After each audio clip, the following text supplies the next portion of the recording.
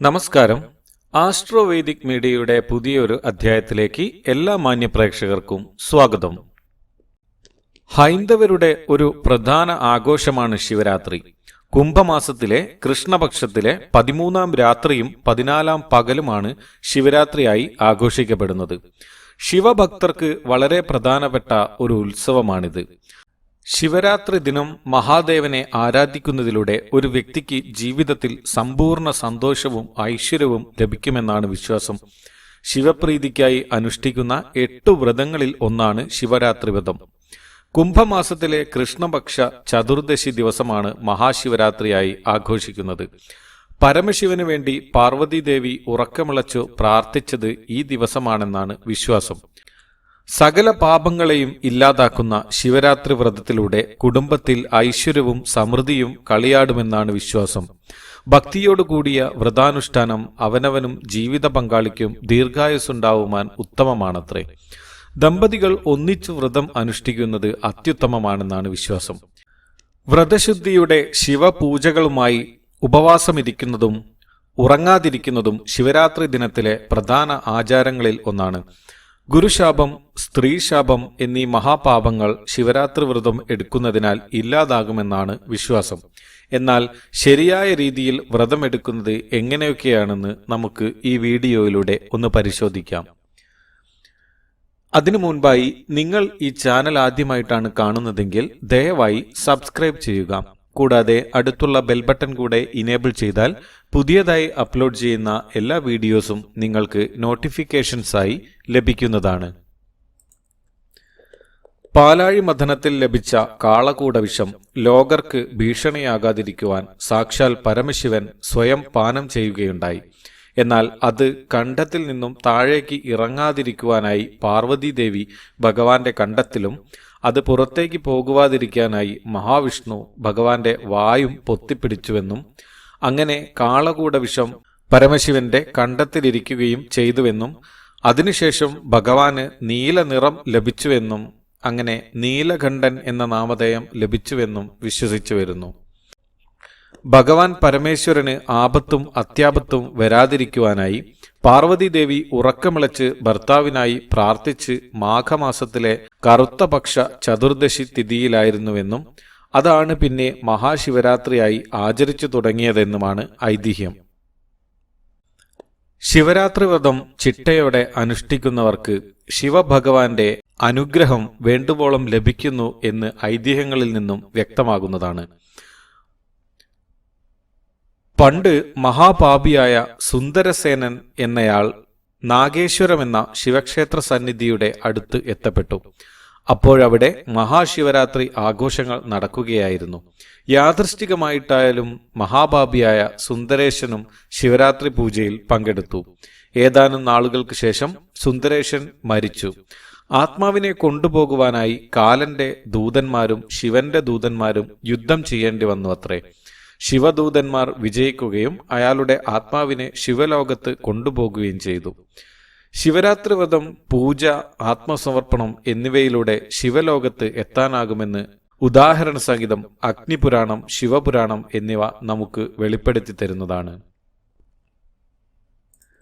ശിവപാർവതിമാരുടെ വിവാഹം നടന്ന ദിനമായി ഇന്ത്യയിൽ വിവിധ ഭാഗങ്ങളിൽ ശിവരാത്രിയെ കണക്കാക്കപ്പെടുന്നു.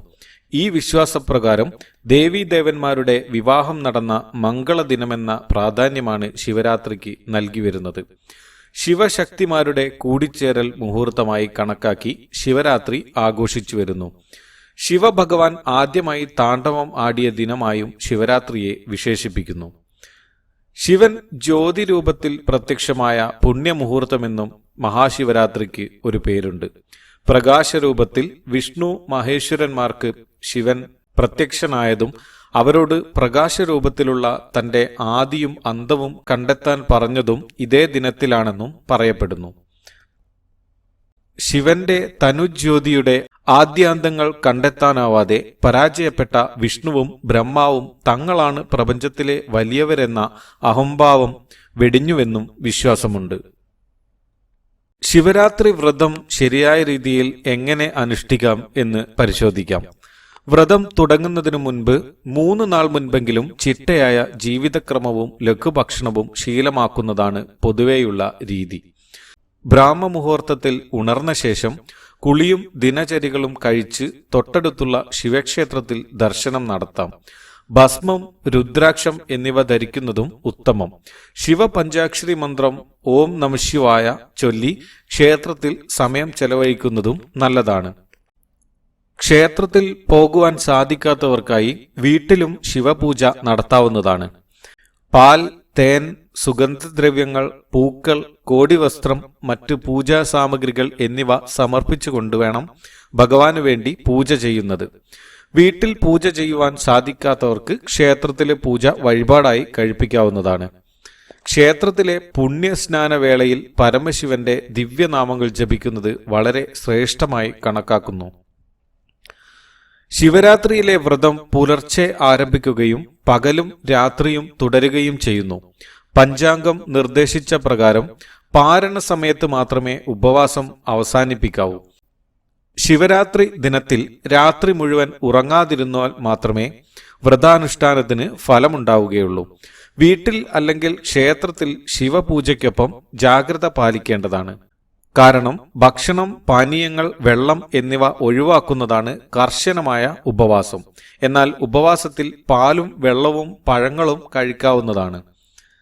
വ്രതത്തിന്റെ ഏറ്റവും പ്രധാനപ്പെട്ട കാര്യം മോശം ചിന്തകൾ, മോശം കൂട്ടുകെട്ടുകൾ, മോശം വാക്കുകൾ എന്നിവയിൽ നിന്ന് വിട്ടുനിൽക്കുക എന്നതാണ്. ഭക്തർ പുണ്യകാര്യങ്ങൾ ചെയ്യുകയും അനുഷ്ഠിക്കുകയും എല്ലാ തിന്മകളിൽ നിന്നും അകന്നു നിൽക്കുകയും വേണം. ഇതാണ് ശിവരാത്രി പുണ്യത്തെ മികച്ചതാക്കുന്നത്. ക്ഷേത്ര പരിസരത്ത് താമസിക്കുന്നതും ശിവനാമം ജപിക്കുന്നതും ഭഗവാന്റെ മഹത്വം ശ്രവിക്കുന്നതും എന്നിവ ഭക്തർക്ക് പുണ്യം നൽകുന്നതാണ്. ശിവരാത്രി ദിനത്തിൽ സമർപ്പിക്കാവുന്ന വഴിപാടുകൾ അതീവ ഫലദായകമാണ്. കൂവളത്തില സമർപ്പണമാണ് ഏറ്റവും പ്രധാനം. കൂവളത്തില വാടിയാലും അതിന്റെ വിശിഷ്ടത നഷ്ടപ്പെടുകയില്ല. ഭഗവാന് കൂവളമാല സമർപ്പിക്കുന്നതും കൂവളത്തില കൊണ്ട് അർച്ചന നടത്തുന്നതും അതീവ വിശിഷ്ടമാണ്. പിൻവിളക്ക്, ജലധാര എന്നിവയും സമർപ്പിക്കാവുന്നതാണ്. ആയുർദോഷമുള്ളവർ മൃത്യുഞ്ജയ പുഷ്പാഞ്ജലി കഴിപ്പിക്കുക. ദാമ്പത്യ ദുരിത ദോഷങ്ങൾ അനുഭവിക്കുന്നവർക്കായി ഉമാമഹേശ്വര പൂജ വളരെ ഉത്തമമാണ്. സ്വയംവര പുഷ്പാഞ്ജലി സമർപ്പിക്കുന്നത് വിവാഹ തടസ്സം നീങ്ങുവാൻ സഹായകമാണ്. ശിവരാത്രി ദിനത്തിൽ വൈകുന്നേരം ശിവക്ഷേത്രത്തിൽ പുരുഷന്മാർ ശയനപ്രദക്ഷിണം നടത്തുകയും സ്ത്രീകൾ അടിവെച്ചുള്ള പ്രദക്ഷിണം ചെയ്ത് ഭഗവാനെ നമസ്കരിക്കുന്നതും വളരെ ഉത്തമം. ശിവരാത്രി ദിനത്തിൽ ഭക്തിപൂർവം ശിവക്ഷേത്ര ദർശനം നടത്തിയാൽ നമ്മൾ അറിയാതെ ചെയ്ത പാപങ്ങൾ പോലും നശിക്കുമെന്നാണ് വിശ്വാസം. അന്നേ ദിവസം ബലിതർപ്പണം നടത്തിയാൽ പിതൃക്കളുടെ അനുഗ്രഹവും ലഭിക്കുമെന്ന് പറയപ്പെടുന്നു. ശിവരാത്രിയിലെ ഒരു ദിവസത്തെ വ്രതം കൊണ്ട് മാത്രം ഒരു വർഷം മുഴുവനും ശിവനെ പൂജിച്ചതിന്റെ ഫലം ലഭിക്കുന്നു. അതിനാൽ ശിവാനുഗ്രഹം ആഗ്രഹിക്കുന്ന ശിവഭക്തർ ശിവരാത്രി ദിനത്തിൽ വ്രതം അനുഷ്ഠിക്കുന്നത് വളരെ വളരെ ഉത്തമമാണ്. ശിവരാത്രി വ്രതമെടുക്കുന്ന ഭക്തരുടെ സകല ദുരിതങ്ങളും സർവേശ്വരൻ അകറ്റുമെന്നാണ് വിശ്വാസം. ക്ഷേത്ര ദർശനത്തിന് സാധിക്കാത്തവർ വീട്ടിലിരുന്ന് ശിവനെ ഭജിക്കുക. ക്ഷേത്രത്തിൽ പോകാൻ സാധിക്കാത്തവർ സ്വന്തം വീട്ടിലോ വിദേശത്ത് ജോലിയുമായി കഴിയുന്നവർ ശരീരവും മനസ്സും ശുദ്ധിയാക്കി പഞ്ചാക്ഷരി മന്ത്രം ജപിച്ച് വ്രതം അനുഷ്ഠിക്കാവുന്നതാണ്. അർപ്പണ മനോഭാവം എന്നത് എല്ലാത്തിലും വലുതാവുന്നു എന്നതാണ് സത്യം. ശിവരാത്രിയുടെ തൊട്ടടുത്ത ദിവസം രാവിലെ ക്ഷേത്രത്തിൽ നിന്നും തീർത്ഥം പാനം ചെയ്ത് ശിവരാത്രി വ്രതം അവസാനിപ്പിക്കാം. പൊതുവെ സർവാഭീഷ്ട സിദ്ധിക്കായി അനുഷ്ഠിക്കുന്ന മഹാശിവരാത്രി വ്രതം അവരവർക്കും ജീവിത പങ്കാളിക്കും ദീർഘായുസ്സിനും അത്യുത്തമം. പാപങ്ങൾ നീങ്ങുന്നതിനും സർവാഭീഷ്ട സിദ്ധിക്കും ശിവരാത്രി വ്രതം വളരെ ഫലപ്രദമാണ്. ഒന്നുകൂടെ ഓർമ്മിപ്പിക്കട്ടെ, ശിവരാത്രി ദിവസം കഴിയാവുന്നത്ര തവണ പഞ്ചാക്ഷരി മന്ത്രം ഓം നമഃശിവായ ജപിക്കുന്നത് ഏറ്റവും ശ്രേഷ്ഠമായി കരുതപ്പെടുന്നു. ശിവപഞ്ചാക്ഷര സ്തോത്രം, ശിവാഷ്ടകം, ശിവസഹസ്രനാമം, ശിവപുരാണ പാരായണം എന്നിവ ഭക്തിപൂർവം ചൊല്ലുക.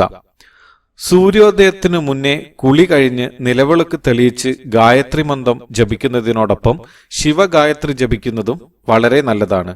ഏവർക്കും ശിവരാത്രി വ്രതം നോൽക്കുവാനുള്ള ശക്തിയും ഊർജവും നൽകി ഭഗവാൻ അനുഗ്രഹിക്കുമാറാകട്ടെ എന്ന് പ്രാർത്ഥിച്ചുകൊണ്ട് എല്ലാവർക്കും ശിവരാത്രി ആശംസകൾ. നിങ്ങൾ ഈ ചാനൽ ആദ്യമായിട്ടാണ് കാണുന്നതെങ്കിൽ ദയവായി സബ്സ്ക്രൈബ് ചെയ്യുക. കൂടാതെ നിങ്ങളുടെ വിലയേറിയ അഭിപ്രായങ്ങൾ കമന്റ് ബോക്സിൽ രേഖപ്പെടുത്താവുന്നതാണ്. അടുത്തുള്ള ബെൽ ബട്ടൺ കൂടെ ഇനേബിൾ ചെയ്താൽ പുതിയതായി അപ്ലോഡ് ചെയ്യുന്ന എല്ലാ വീഡിയോസും നിങ്ങൾക്ക് നോട്ടിഫിക്കേഷൻസായി ലഭിക്കുന്നതാണ്.